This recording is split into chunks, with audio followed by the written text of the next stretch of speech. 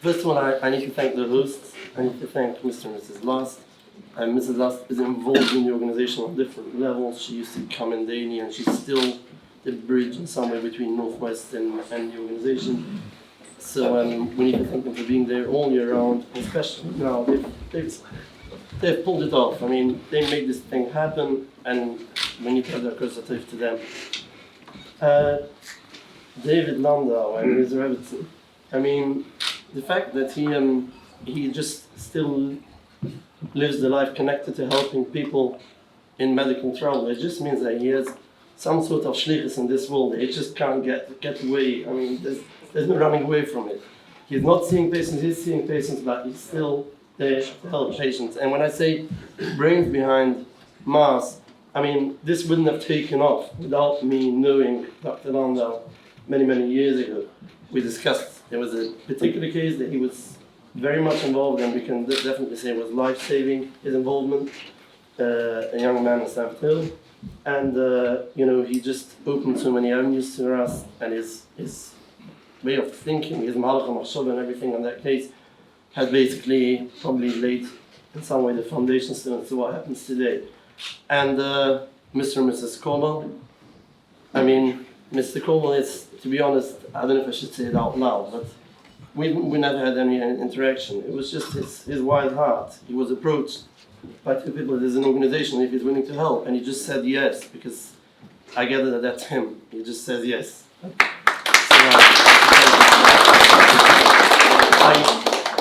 I'll start obviously with thanking the Rabbonim for giving the time, and for I could already thank Rav Zimmerman for his wonderful, heartfelt words. We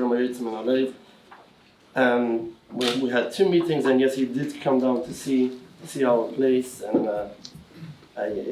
he did listen then, but listening to him now was something like it's I have no words to say to thank him. And I take the opportunity to thank Rav Knopper as well, and especially to Professor Jones. I think the fact, I can go on and on about him. I think the fact that there's someone who stands up and says, this guy just comes to challenge me, he just gives me a hard time and gives me some trouble, and actually I love it because it's in the patient's interest. I think that says more about him than anything I'll ever say. It's just that, that's what he stands for, someone who remembers all along their career, why they actually entered med school in the first place. Many enter med school just to help patients. As you go along, and there's politics and everything in life, and there's, I don't have the right words to use, I don't want to get it wrong, but there's a lot of distractions, many distractions along the way, especially when you enter academia and you get to the role and rank of someone of his, I think there's many people who along the way get distracted, and for someone to still, reach the heights that he has reached, and still the objectives are clear, is something that has to be applauded. So thank you for that.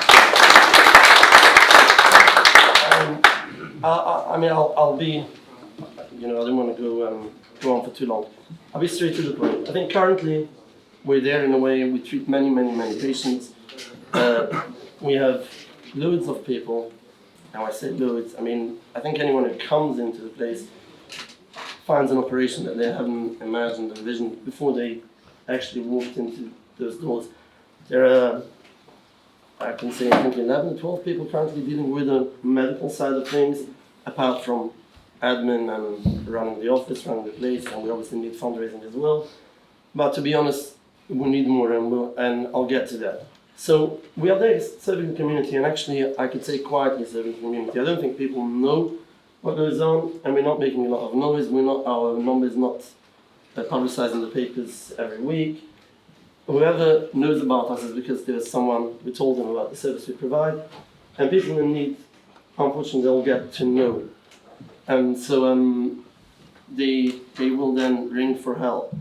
And it's in Stanford Hill, we're probably there to treat many, many minor things, sometimes trivial, but sometimes minor things for that family is very important. They might be minor on the scale of a rare cancer diagnosis, but still for them is important. orthopedics and knee replacement and children born with rare deformities that, you could think it's not life-threatening, but it's the life of that child that's at stake, and it deserves all the attention. But we also get type of which A&E should I use for this or that. Sometimes it doesn't make much of a difference. In many cases, it indeed does. You'll get stuck in a local district general hospital until someone sensible will make the decision to refer you to the right team, to the right unit, and that can take ages. But we're busy with all of that. In Northwest, the nature of the calls we get are more, definitely more serious, because people will get to call us when they really need help. So we could say, if I'll say that Northwest takes up only 20% of the workload, but the 20% of the workload, actually, overall, in our office, it's 20% of the cases that takes up 80% of the time. So in that bit, we serve the Northwest in the same way as they would serve St. Hill, and Rav Zimmerman knows us still from his days as in Gateshead, so we didn't deal directly, but when we met, we discussed many cases that he was guiding them as their own, and we were involved there medically, patients who were treated up north. So since we've last had this thing, as Dr. Landa said, annual branch that's happening once in 2 years, we have expanded. There are 6 more people working in the office. It's taken off in a different way, it's on a different level. I think the achievements are amazing. We should be proud of what we achieved, and I think that people who benefited, and obviously it's the cases that end up with a good outcome, that they'll be more happy, and the others sometimes won't, but sometimes they'll still understand that you were there to help them. And nobody, I think no one from the outside will understand the complexities, what really goes on. People will call, they want an answer like that, and that's what they expect. I need help. And in fact, many of these cases need a few days of reading reports, reaching out, and it first starts by obtaining their images.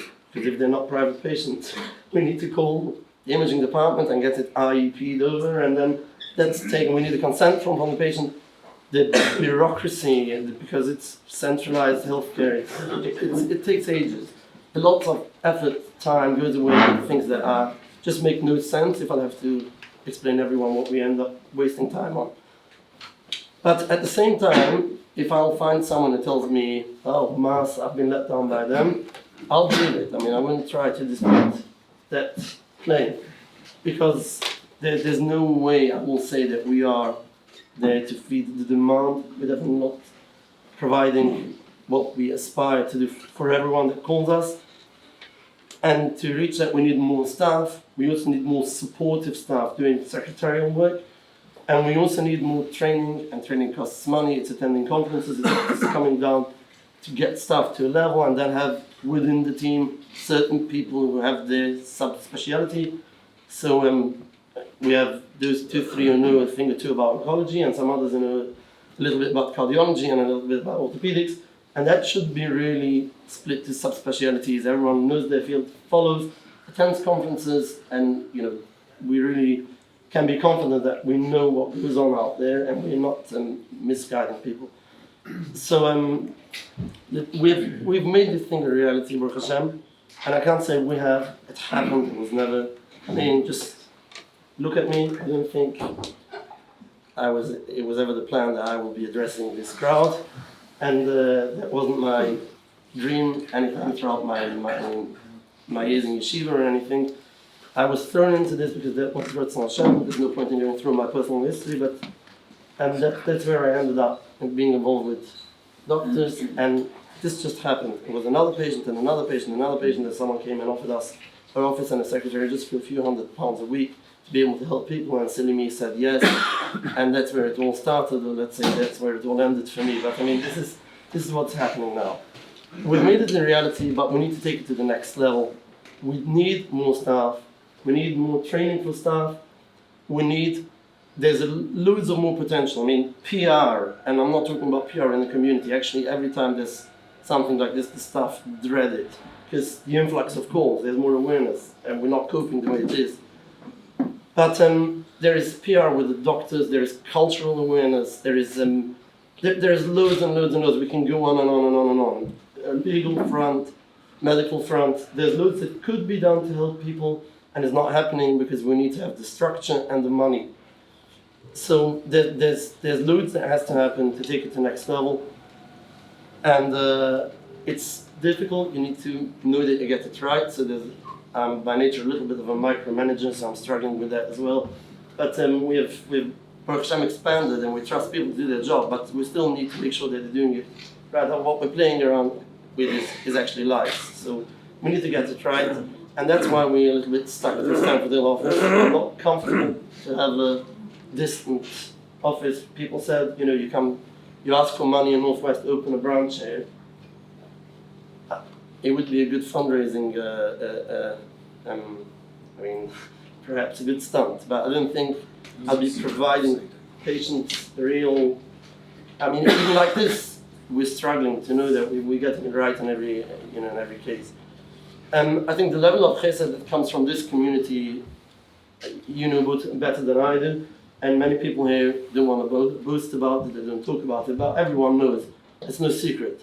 I think in terms of appreciating professionalism, there's a big difference between the Northwest community and the Stanford community. And we've made it into an organization, but to be able to move on, we need to take it to the next level, and part of it is focusing on professionalism, because you can't run something as big as a project, and it should be run like a amateur business. Having said that, we're struggling because what we're doing is actually something that is against the system. Because if you follow the professional line, the patient has been referred and I'll do butt in. So what people approach us is they want to jump the queue and they want to get a second opinion. So we've been asked to do something that is extremely unprofessional, and it should be led in a professional way. And we struggle with that. And that's also why we sometimes try to have everything centralized on a computer system. We should know what's going on. And then there's this emergency that comes in, that's someone that needs more attention, and everything falls apart because we're busy dealing with something that's just taken priority. So we're struggling with that, and we need to set it more professionally. We need to invest more in software. We need to invest in more admin staff to make sure that everything runs properly. And I think this is something that this community will understand better than the people that that know us. So this is actually, we are supporting many people in the Northwest quietly and without making too much noise about it. But I think that this specific point of expanding, getting things run professionally, is something this community will appreciate more than where we are based. And that's why we're here asking for help. I can only thank everyone for attending and for their support. Thank you very much.